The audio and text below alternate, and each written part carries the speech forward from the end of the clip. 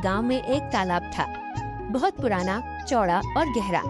चारों ओर पीपल, बरगद, नीम और जामुन के घने पेड़ थे। बरसात में जब पानी ऊपर तक भर जाता तो तालाब मानो सागर बन जाता।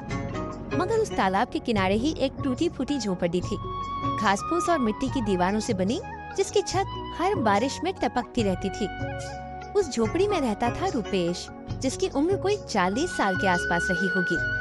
उसके बाल समय से पहले ही सफेद होने लगे थे, चेहरे पर गहरी झुर्रियां उभर आई थी, मगर उसकी आंखों में अब भी सपनों की वही पुरानी चमक बाकी थी। लगातार बारिश के कारण उसके पास कोई काम नहीं था। उसकी पत्नी रूपाली अक्सर बीमार रहती थी। बेटा टीटू, जिसकी उम्र केवल 8 साल थी, टीटू की आंखों में भी अपने पिता जैसे ही सपने थे कि एक दिन उनका भी अच्छा घर होगा, माँ कभी बीमार नहीं पड़ेगी और पिता के चेहरे पर हमेशा मुस्कान रहेगी। रात का समय था, बारिश लगातार गिर रही थी। ठंडी हवा झोंकों की तरह झोंपड़ी में घुस रही थी। रूपाली खांस रही थी। रुपेश ने मन ही मन कहा, हे ईश्वर, अगर इस तालाब किनारे मुझे भी कभी एक पक्का घर दे देते तो मैं भी मेरे परिवार के साथ चैन से सो पाता। इस फूस की झोपड़ी में हर साल बरसात में यही हाल होता है। कब कोई दिन ऐसा आएगा जब मेरी रूपाली सुख से सोएगी। उसने दीवार पर टंगे अपने कपड़े के थैले को देखा, जिसमें बस कुछ सिक्के थे, महीने भर की कमाई का बचा खुचा हिस्सा। न कोई जमीन, न कोई खेत, सब कुछ बरसों पहले बीमारी में बिक चुका था। अब तो बस यही तालाब किनारे की सरकारी जमीन थी, जहां उसने झोपड़ी बना रखी थी। कोई भी दिन ऐसा आ सकता था जब सरकारी आदमी उसे भगा सकते थे, मगर फिर भी तालाब के पानी में उसे अपना बचपन दिखता था, जब उसके पिता उसे कंधे पर बैठाकर यहाँ मछली पकड़ने लाते थे। बारिश की बूंदें छत से टपक टपक कर मिट्टी के फर्श पर गिरती और कीचड़ बन जाती, मगर रूपाली के होठों पर हल्की सी मुस्कान थी। उसने धीमे स्वर में कहा, जानते हो, जब तुम पास बैठते हो ना, तो ये टपकती छत भी महल जैसी लगती है। ये दीवारें टूटी हो या चूल्हा बुझा हो, पर जब तुम साथ होते हो ना, तो लगता है जैसे सारी दुनिया हमारे कदमों में है। मुझे कुछ नहीं चाहिए, बस तुम्हारा साथ चाहिए। एक दिन जब मैं नहीं रहूंगी, तब भी तुम ऐसे ही मजबूत बने रहना। बस एक दुआ है भगवान से, तुम्हें भले ही बहुत ज्यादा दौलत ना दे, मगर एक पक्का घर दे दे जहाँ तुम बिना डर के चैन से सो सको। ये बारिश की बूंदें सिर पर गिरे तो ठंडक लगे, डर ना लगे। बस भगवान से यही चाहती हूँ। रुपेश की आंखें भर आईं। उसने चुपचाप भगवान से प्रार्थना की, हे मालिक, तू चाहे मेरी उम्र काट लेना, मगर मेरी बीवी को बचा लेना। कहीं ये बारिश और हमारे जीवन का संघर्ष इसकी जान ना ले ले। ये औरत जिसने मेरे साथ हर दुआ काट लिया, उसके हिस्से में भी तो कोई सुकून लिखा होगा। बरसात की वह रात बीतती रही। तालाब का पानी उठता रहा। कच्ची झोपड़ी की दीवारें भीगकर कमजोर हो रही थी। रात के 11 बज चुके थे। बारिश रुकने का नाम नहीं ले रही थी। टीटू भूख से कांप रहा था। रूपाली के सामने एक मिट्टी के मटके में सिर्फ पानी था। घर में आटा खत्म हो चुका था। शाम से ही सब बिना खाए पड़े थे। रुपेश का दिल टूट रहा था। उसने टपकती छत की ओर देखा। टीन के टुकड़े भी अब जवाब दे चुके थे। तभी अचानक तेज आंधी आई और उसकी झोपड़ी की छत उड़ गई। पूरा घर बारिश के पानी में भीग गया। रूपाली के सिरहाने रखा पुराना रजाई भीगकर मिट्टी में लिपट गया। टीटू डर से रो पड़ा। रुपेश ने आसमान की ओर देखकर अपने आंसुओं को बहने दिया। वह बोला, हे ईश्वर, क्या गरीब के जीवन में सिर्फ दर्द और तकलीफ ही लिखी है? अगर मैं तेरी बनाई इस धरती पर बोझ हूँ तो उठा ले मुझे, मगर मेरी बीमार रूपाली और नन्हे टीटू का तो ख्याल रख। बारिश की बूंदें उसकी झुर्रियों से लुढ़कती रही। रात के उस अंधेरे में वह भीगती रूपाली को संभालते हुए बोला, रूपाली सुनो, चलो किसी के घर चलकर मदद मांगते हैं। शायद कोई हमें अपने आंगन का कोना दे दे जहाँ यह रात कट जाए। कम से कम तुम्हें इस ठंडे पानी की बूंदों से तो राहत मिलेगी। मुझे नहीं चाहिए कुछ छत, मगर तुम्हें इस हालत में नहीं देख सकता। अगर कोई इंसानियत दिखा दे, कोई अपनी ओसारी बरामदे का कोना ही दे दे, तो मैं चैन की सांस लूंगा। चलो रूपाली, किसी से हाथ जोड़ते हैं। ये रात बहुत लंबी है आज। रुपेश रूपाली को सहारा देकर बगल वाले पक्के घर में ले गया। वहाँ का मालिक मुसद्दीलाल था, जो गांव का बनिया था। रुपेश ने कांपती आवाज में कहा, मुसद्दीलाल भैया, मेरी झोपड़ी की छत उड़ गई है। बीवी बुखार में तप रही है। बारिश थमने का नाम नहीं ले रही। भैया बस एक रात के लिए जगह दे दो। कल सुबह होते ही चुपचाप निकल जाऊंगा। न तुम्हारे घर का खाना खाऊंगा, न चूल्हा जलाऊंगा। बस बीवी के लिए उसकी सांसें थम जाएं, इससे पहले कहीं सूखी जगह मिल जाए। देख रुपेश, तेरी हालत पर तरस तो आता है, मगर मेरे घर में जगह नहीं है। तू जानता है, मेरा उठना बैठना अब गांव के बड़े लोगों के साथ है। अगर किसी ने देख लिया कि मैंने एक गरीब को अपने घर में जगह दी, तो लोग बातें बनाएंगे, कहेंगे मुसद्दीलाल भी अब गरीबों की संगत करने लगा। मेरी इज्जत धूल में मिल जाएगी। और वैसे भी यह बारिश ज्यादा देर की नहीं है। बाहर छप्पर के नीचे बैठ जा। बरसात रुक जाएगी तो अपने घर लौट जाना। तू समझदार है रुपेश, दुनिया में इज्जत ही सबसे बड़ी चीज है। अब ज्यादा बात मत कर, मैं सोने जा रहा हूँ। रुपेश की आंखों में नमी थी। उसने रूपाली की ओर देखा, जो ठंड से कांप रही थी, मगर उसने कुछ नहीं कहा। चुपचाप वापस मुड़ गया। रात भर तीनों भीगते रहे। सुबह जैसे ही हल्की धूप निकली, रुपेश झोपड़ी के बिखरे टुकड़े समेटने लगा। उसे कोई मजदूर नहीं मिला। भूखा था, कमजोर था, मगर दोपहर होते होते उसने टूटे टीन और घास के गुच्छे जोड़ जोड़ कर छत पर डाल दी। छत अब भी टपक रही थी, मगर उसने कहा, रूपाली देख, ये छत बहुत अच्छी तो नहीं है, ना ही इसकी दीवारें मजबूत है। हर तरफ से पानी टपक रहा है, कीचड़ भरा है, मगर फिर भी सड़क पर तुझे लेकर नहीं रह सकता। यह टूटी फूटी झोपड़ी ही सही, मगर है तो अपना घर। यहाँ कम से कम कोई हमें यूं धक्के मारकर भगाएगा तो नहीं। मुझे पता है तुझे ठंड लग रही है, तेरा बदन तप रहा है, पर क्या करूं रूपाली, जब किस्मत ही रूठ जाए तो इंसान की हिम्मत भी जवाब देने लगती है। लेकिन देख, ये झोपड़ी भले टूटी है, पर इसके अंदर तेरा ये अपना आदमी है। तुझे टूटने नहीं दूंगा। जब तक इस शरीर में सांस है, तुझे यूं खुले आसमान के नीचे नहीं सोने दूंगा। ये झोपड़ी टूटी है, पर मेरा भरोसा अभी टूटा नहीं है। रूपाली ने नम आंखों से उसकी ओर देखा और कहा, जानते हो, दुनिया कहती है कि महल में रहना सबसे बड़ा सुख है। सुनहरी दीवारें, ऊंची छतें, मुलायम बिस्तर। मगर मेरे लिए अगर उन महलों में तुम नहीं होगे ना, तो वो महल भी मुझे सूना लगेगा। और ये टूटी फूटी झोपड़ी जहाँ हर तरफ से पानी टपक रहा है, मिट्टी की सौंधी खुशबू भी अब कीचड़ सी लगने लगी है। फिर भी जब तुम मेरे पास बैठते हो ना, तो ये झोपड़ी भी स्वर्ग जैसी लगती है। सच कहूँ, मेरे लिए दुनिया की सबसे बड़ी दौलत तुम हो। अगर तुम हो तो सब कुछ है, और अगर तुम ना हो तो उस महल का क्या जिसमें मैं अकेली रहूं। इसीलिए जब तक सांस है, बस यही दुआ है, ईश्वर मुझे चाहे जहां भी रखे, मगर तुम्हारे साथ रखे। क्योंकि तुम हो तो सब है, वरना ये जिंदगी भी अधूरी है। सुबह का समय था। झोपड़ी के बाहर कीचड़ ही कीचड़ था। रुपेश टूटी छत से टपकते पानी को देख रहा था। रूपाली खांसते खांसते कमजोर हो गई थी। तभी अचानक बाहर से आवाज आई, रुपेश, ओ रुपेश, बाहर निकल, कहाँ छिप के बैठा है, बाहर आ निकम्मे। रुपेश का दिल धक से रह गया। उसने देखा, गांव का साहूकार आत्माराम खड़ा था। उसके साथ उसका नौकर मलखान भी था। आत्माराम मोटा, लाल मुंह वाला आदमी था। हमेशा बड़ी बड़ी मूंछों पर ताव देता और उसकी आंखों में गरीबों के लिए घमंड झलकता था। रुपेश झोपड़ी से बाहर निकला। नमस्ते भैया, आइए। आत्माराम ने उसकी झोपड़ी को ऊपर से नीचे तक देखा और नाक सिकोड़ते हुए कहा, रुपेश, सच कहूं तो मुझसे अब तेरे घर की यह गरीबी की गंध भी सहन नहीं होती। कहां से आती है यह सड़ी मिट्टी की बदबू? तुम लोग कैसे जी लेते हो ऐसी जगहों पर? खैर, मैं यहाँ तेरी हालत देखने नहीं आया। सुन, मैं पैसे लेने आया, याद है ना? 2 महीने हो गए तेरी बीवी के इलाज के लिए जो पैसे दिए थे। कहा था 15 दिन में लौटा देगा।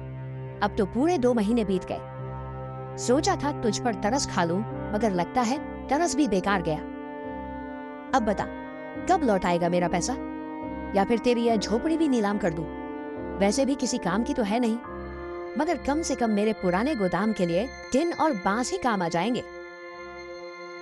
भैया देखो, मेरे पास अभी कोई काम नहीं है। गांव में रोजी का भी बहुत संकट है, पर मेरी तबीयत भी कई दिनों से ठीक नहीं चल रही। जिस्म में जान नहीं बची, बुखार उतरता ही नहीं, पैर कांपते हैं, कमर भी सीधी नहीं होती अब। भैया आप तो बड़े आदमी हो, आपको क्या बताऊं। रोज सुबह सोचता हूँ कि कहीं से काम मिल जाए, कोई हाथ पकड़ ले, मगर गरीब का हाथ कौन थामता है। बस 2-4 दिन का वक्त और दे दो, किसी तरह काम ढूंढ लूंगा। कुछ मजदूरी मिल गई तो पहले तुम्हारा कर्ज ही चुकाऊंगा। भैया गरीब की सांस तो आप जैसे लोगों के ही भरोसे चलती है। बस थोड़ा वक्त और दे दो, फिर चाहे मेरी जान भी ले लेना। 4 दिन और? गरीब आदमी की जुबान का कोई भरोसा नहीं। सुन, 2 दिन का टाइम देता हूं। अगर परसों तक पैसा नहीं दिया तो मैं यह झोपड़ी तोड़वा दूंगा। सरकारी जमीन पर कब्जा कर रखा है, यह भी बता दूंगा पटवारी को। फिर देखना कैसे सड़क पर सोता है तू अपनी बीमार बीवी और बच्चे के साथ। भैया ईश्वर के लिए ऐसा मत करना। ईश्वर का वास्ता है, मुझसे मेरा घर मत छीनो। यह टूटी फूटी झोपड़ी ही सही, मगर यही तो है जो मेरी बीमार बीवी और बच्चे का सहारा है। अगर यह भी चला गया तो मैं उन्हें लेकर कहाँ जाऊंगा? कौन मुझे अपने आंगन में बैठने देगा? मैं जानता मैंने देर कर दी कर्ज चुकाने में, मगर क्या करूं? किस्मत ने कहीं का नहीं छोड़ा। ना काम है, ना मजदूरी, ना ही खेत। बस ईश्वर के लिए 2 दिन का वक्त और दे दो। मैं परसों तक कुछ ना कुछ इंतजाम कर लूंगा। चाहे अपनी झोपड़ी का टिन बेच दूं या बीवी के गहनों के नाम पर बचे पुराने चांदी के कड़े, मगर तुम्हारा पैसा लौटा दूंगा। भैया गरीब की आह लगती है, मत छीनो मुझसे। ये एकमात्र छत भगवान का वास्ता है। ठीक है, चल मलखान, आज नहीं तो परसों सही। ऐसे गरीबों को वक्त पर लात ना मारो, न तो यह जिंदगी भर अपनी औकात भूल जाते हैं। इनकी यही आदत है, रोटी के एक टुकड़े के लिए तरसते रहेंगे, मगर मेहनत की जगह रोना रोते रहेंगे। गरीबों को कभी दया नहीं दिखानी चाहिए।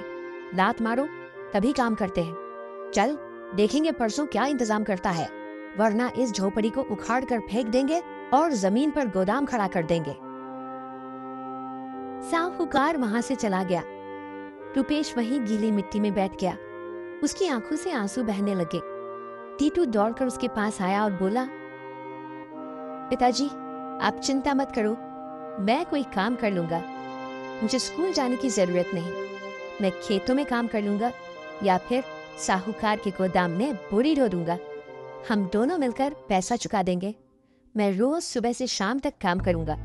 बस आप दुखी मत होइए बाबा, मैं बड़ा हो गया हूं ना, अब मैं भी आपका सहारा बनूंगा। भले ही मेरे हाथ छोटे हैं, मगर मेहनत करने के लिए बड़े हैं। मैं सब कर लूंगा, सिर्फ आप रोइए मत बाबा। मुझे बहुत दर्द होता है जब आपको ऐसे देखता हूँ। रुपेश की आंखों से आंसू टपकते हुए मिट्टी में मिल गए। बेटा, किस्मत भी हमें देख के हंसती होगी। भगवान ने गरीबी दी, बीमारी दी, अब बेघर भी कर देगा, मगर मैं हारूंगा नहीं। तेरी माँ का इलाज कराऊंगा, तुझे एक अच्छा जीवन दूंगा, चाहे अपनी जान ही क्यों ना देनी पड़े। रूपाली झोपड़ी के भीतर से सुन रही थी। उसकी भीगी आंखों से एक ही दुआ निकली। आकाश ढल रहा था, पूरा गांव सुनहरी रोशनी में नहाया हुआ था, मगर रुपेश की झोपड़ी में सिर्फ अंधेरा था। रूपाली खांसते खांसते सो गई थी। कीटू के बिना खाना खाए उसकी गोद में सिर रखकर लेट गया था। रुपेश बाहर मिट्टी पर बैठा था, सिर झुका हुआ था, पीठ झुकी हुई थी और हौसला टूट चुका था। हे ईश्वर, अब मुझसे नहीं होगा। साहूकार परसों घर तोड़ देगा। घर क्या टूटे टिन के टुकड़े और घास फूस की दीवारें भी छीन जाएंगी। रूपाली को लेकर कहाँ जाऊंगा? उसकी खांसी हर रोज बढ़ती जा रही है। अगर छत भी ना रही तो वो खुले आसमान के नीचे दम तोड़ देगी। केटू को कैसे पालूंगा? वो तो अभी बच्चा है, उसने तो जिंदगी देखी ही नहीं। उसका क्या होगा? ईश्वर, अब मुझ में कोई ताकत नहीं बची, ना तन में ना मन में। हर रास्ता बंद कर दिया तूने, अब और नहीं सह सकता। हे ईश्वर, अगर तू सुनता है ना तो बस अब मौत दे दे, मुझे मौत दे दे, इससे पहले कि तेरी दी हुई ये जिंदगी मेरे सामने मेरी बेबी और बच्चे की लाशें रख दे। बस मौत दे दे। वह धीरे धीरे बुदबुदाया, तभी दरवाजे पर दस्तक हुई। रुपेश ने चौंक कर सिर उठाया। रात का अंधेरा उतर चुका था। टूटी झोपड़ी के बाहर कोई खड़ा था। उसने बाहर जाकर देखा। अंधेरे में भी चेहरा पहचान गया। सामने उसका बचपन का दोस्त आकाश खड़ा था। वही आकाश जो बचपन में उसके साथ तालाब में नहाता था, आम के पेड़ पर चढ़ता था और जिसे उसने कभी अपने घर की रोटी खिलाई थी। आंखों में वही अपनापन था, वही गर्मजोशी। रुपेश कांपती आवाज में बोला, आकाश, तू यहाँ इतने साल बाद? आकाश ने उसकी झोपड़ी में कदम रखा। उसकी आंखों में भी नमी थी। रुपेश, मैं शहर चला गया था। मुझे कुछ पता ही नहीं चला। आज जब बाजार में आया तो किसी से सुना कि रुपेश का घर उजड़ गया। तेरी झोपड़ी की छत उड़ गई। पत्नी बीमार पड़ी है। साहूकार रोज धमका रहा है कर्ज के लिए और लोग कह रहे थे कि रुपेश हार मान चुका है। मैं सुनकर हक्का बक्का रह गया। रुपेश, तेरा नाम लिया उन्होंने तो मेरे पैरों तले जमीन खिसक गई। तू हार मान गया। रुपेश, तू हार मान सकता है? तू जिसने कभी मेरे लिए अपनी पत्नी के गहने तक गिरवी रख दिए थे, तू जिसने खुद भूखा रहकर मुझे खिलाया था, तू जिसने मेरे दर्द को अपना दर्द समझा था, क्या आज तू इतना टूट गया कि तेरी आंखों से लड़ने की आग ही बुझ गई? रुपेश, मुझे वो रुपेश चाहिए जो पूरी दुनिया से लड़ सकता था, जिसके सिर पर चाहे मिट्टी की छत हो या आसमान, मगर सीना हमेशा चौड़ा रहता था। बताओ रुपेश, क्या तू वही है? रुपेश की आंखों में वह दिन घूम गया। कुछ साल पहले आकाश के पिता पर शहर में केस हो गया था। जमानत के लिए पैसे नहीं थे। आकाश रोते हुए रुपेश के पास आया था। रुपेश ने बिना एक पल सोचे रूपाली के सोने के झुमके गिरवी रख दिए थे। आज वही आकाश खड़ा था। आकाश ने अपने झोले से एक थैली निकाली। रुपेश, इसमें 10,000 रुपए है। साहूकार का कर्जा चुकाना, रूपाली का इलाज कराना, ये तेरा हक है। ये तेरा उधार है जो तूने बरसों पहले मुझे दिया था। रुपेश, तूने मुझे अपने भाई से बढ़कर चाहा। आज मैं शहर में बड़ा कॉन्ट्रैक्टर हूँ। 100 लोग मेरी मजदूरी खाते हैं, मगर ये सब तेरे कारण है। अगर तूने वो झुमके गिरवी ना रखे होते तो मेरे पिता जेल चले जाते। मैंने तो बस इंसानियत समझकर किया था। उस दिन तू बहुत मुश्किल में था। मैंने रूपाली के गहने गिरवी रख दिए थे क्योंकि मुझे लगा अगर उस वक्त तेरी मदद नहीं की तो इंसान कहलाने का हक ही खो दूंगा। मैंने तो कभी ये नहीं सोचा था कि तू लौट आएगा भी या नहीं। मैंने तो बस अपना फर्ज निभाया था भाई, मगर आज तूने तो मेरी लाज ही रख ली। मेरी टूटी दुनिया को फिर से जोड़ने आ गया तू। ईश्वर तुझसे खुश रहेगा भाई। रुपेश, दोस्ती में हिसाब नहीं होता। वो तो सौदा होता है जहाँ हिसाब किताब देखा जाए, मगर दोस्ती वो तो दिल से निभाई जाती है। तूने मेरे लिए अपनी बीवी के गहने गिरवी रख दिए थे। आज अगर मैं तेरे लिए अपना सब कुछ भी दे दूं तो भी कम होगा। अब यह घर मैं फिर से बनवाऊंगा। तेरी ये झोपड़ी नहीं रहेगी, मैं इसे पक्का घर बना दूंगा। ईंट, पत्थर, छत, दरवाजे, खिड़कियां, सब कुछ होगा तेरे इस घर में। रूपाली भाभी को अब कभी तपकती छत के नीचे सोना नहीं पड़ेगा। टीटू को अब सर्दी में सिकुड़ कर सोने की जरूरत नहीं रहेगी। रुपेश, तूने कभी हार नहीं मानी थी, अब भी मत मान। ईश्वर गरीब का इम्तिहान जरूर लेता है, मगर आखिर में उसे कभी अकेला नहीं छोड़ता। ये तू भूल मत जाना। रुपेश की आंखें भर आईं।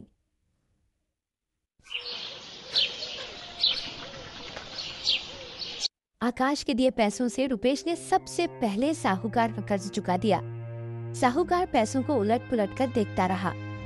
रुपेश के कांपते हाथों से रुपये लेते हुए उसकी बेरुखी भरी आवाज थी, अब तेरा कर्जा खत्म। लेकिन सुन, एक बात हमेशा याद रखना, गरीब आदमी चाहे जितना भी जोर लगा ले, चाहे दिन रात खून पसीना एक कर ले, मगर अमीर कभी नहीं बन सकता, क्योंकि इसकी किस्मत में ही लिखा होता है। जितना भी कमा ले, आखिर में दौलत अमीर के ही पास आएगी। तू भी यही सोचता होगा ना कि कर्जा चुकाकर चैन की नींद सोएगा, पर याद रख, तेरी किस्मत में चैन लिखा ही नहीं। गरीब आदमी तो बस एक कर्जा चुकाता है तो दूसरा सिर पर चढ़ जाता है। और वैसे भी तेरी औकात तो यही तक है रामनाथ। मुझे पैसे दे दिए, बहुत किया, अब जा और कहीं से भी रोटी का इंतजाम कर, क्योंकि यह दुनिया सिर्फ अमीरों की है। गरीब तो बस धूल है, धूल जिसे लोग जूते से झाड़ कर आगे बढ़ जाते हैं। रुपेश ने कुछ नहीं कहा, बस मन ही मन ईश्वर का धन्यवाद किया। उसके माथे पर से जैसे कोई भारी बोझ उतर गया था। आकाश ने जाते जाते कहा था, रुपेश, जब तक नया घर बनता है मैं तुझे अपने ठेके के काम पर लगा दूंगा। पास के गांव में मेरी सड़क बन रही है, वहां मजदूरों की जरूरत है। सच भाई, मजदूरी मिल जाएगी। हाँ भाई, कमाई कम है मगर 2 वक्त की रोटी के लिए काफी है। और तू चिंता मत कर, मैं तेरे लिए किसी अच्छे से काम का इंतजाम भी करूंगा। लेकिन अभी के लिए तू वहां मजदूरी कर सकता है। रुपेश की आंखों में उम्मीद की किरण चमकी। अगले दिन से रुपेश रोज भोर में उठकर पास के गांव जाता। गर्मी में पसीने से तरबतर, कभी बारिश में भीगता, मगर दिल में संतोष था। घर में अब भी वही टूटी झोपड़ी थी, टपकती छत थी, भीगा चूल्हा था, मगर उनके दिलों में अब संतोष था। आकाश हर हफ्ते हालचाल लेने आता और कहता, रुपेश, बस कुछ दिन और फिर तेरा पक्का घर खड़ा होगा। मैं बस पैसों का इंतजाम कर रहा। कुछ महीनों बाद गांव में सरकारी अफसरों की गाड़ी आई। गांव के प्रधान ने सबको बुलाया और घोषणा की, सरकार ने फैसला किया है कि तालाब के किनारे जो इतनी बड़ी जमीन बंजर पड़ी थी, न जिसका अब तक कोई उपयोग नहीं हो रहा था, वह अब गांव के गरीबों को दी जाएगी ताकि वह अपना पक्का घर बना सके। अब किसी को भी बारिश में भीगने की जरूरत नहीं पड़ेगी, न ठंडी रातों में कांपना पड़ेगा। हर गरीब को जिसके पास रहने को छत नहीं, उस जमीन पर घर मिलेगा। इस बार पंचायत में जो सूची बनी है उसमें तुम्हारा भी नाम है। हाँ रुपेश, अब तेरी झोपड़ी नहीं, तेरा पक्का घर बनेगा वहाँ, ईंट का घर, जिसकी छत मजबूत होगी, जिसमें तेरा चूल्हा भी जलेगा और तेरी बीवी को भी चैन की नींद आएगी। सरकार चाहती है कि कोई भी इंसान बेघर ना रहे, तो सब लोग तैयारी करो, अब तुम्हारे अच्छे दिन आने वाले हैं। रुपेश की आंखों से आंसू बह निकले। हे ईश्वर, तू कितना दयालु है। सच में मैं तो सोच भी नहीं सकता था कि मेरे जैसे गरीब इंसान पर भी तेरी ऐसी कृपा होगी। तेरे दर से कभी खाली हाथ नहीं लौटाया किसी को, पर आज तूने मुझे भी सुना।